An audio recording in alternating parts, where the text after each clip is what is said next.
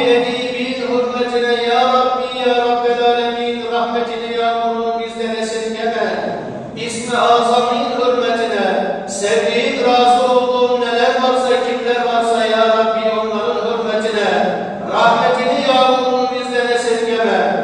Kabe-i Muazzama'nın hürmetine, Ravza-i Mutahhara'nın hürmetine ya Rab, rahmetini yağmurunu bizden esirgeme Allah'ım. Ya Rabbi gökyüzünün kapılarını aç, kandım diyinceye kadar ya Rabbi bütün Müslüman coğrafyayı yağmura, rahmete, berekete, merhamete gark eyle ya Rabbi. Subhane Rabbiyel Aliyyil A'lel Vehhab. Elhamdülillahi Rabbil Alemin. Errahmanirrahim. Maliki yevmiddin. La ilahe illallah yef'alu ma yurid. Allahümme ente'Allahu la ilahe illa ente'l ganiyyu ve nahnu'l fuqara.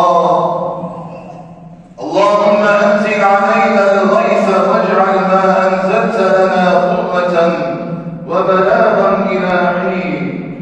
Allahümme Rabbena enzil aleyna mâideten mine's-semâi tekûnu lana 'îden li evvelina ve âkhirina ve âyeten minke وارزقنا وأنت خير الرازقين. اللهم اسقنا غيثا مغيثا مليئا نافعا غير ضار عاجلا غير آجل.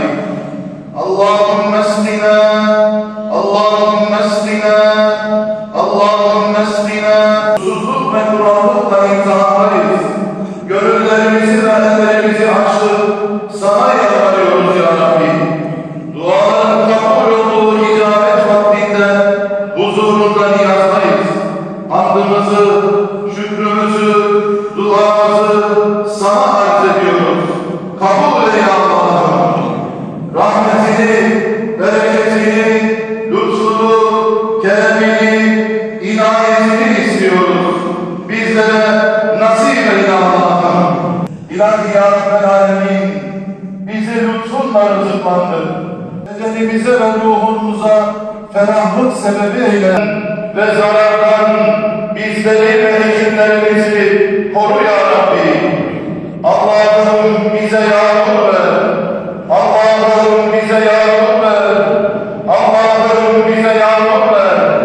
Vadilere, tepelere, susuz kalmış arazilere ve tüm beldelere rahmetinle hayat ver Allah'ım. Bizleri ümidini kesenlerden eyleme ya Rabbi. Emziren anneler ve günahsız bebeler hürmetine bizi rahmetinle, şefkatinle ve merhametinle kucakla. Bizden yağmurunu esirgeme Allah'ım.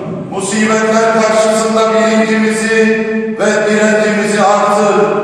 Rahmetine susamış gönüllere, çorak kalmış arazilere yağmurunu lütfeyle ya Rabbi.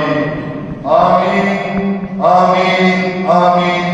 Ve selamun alel murselin. Velhamdülillahi Rabbil alemin. El Fatiha.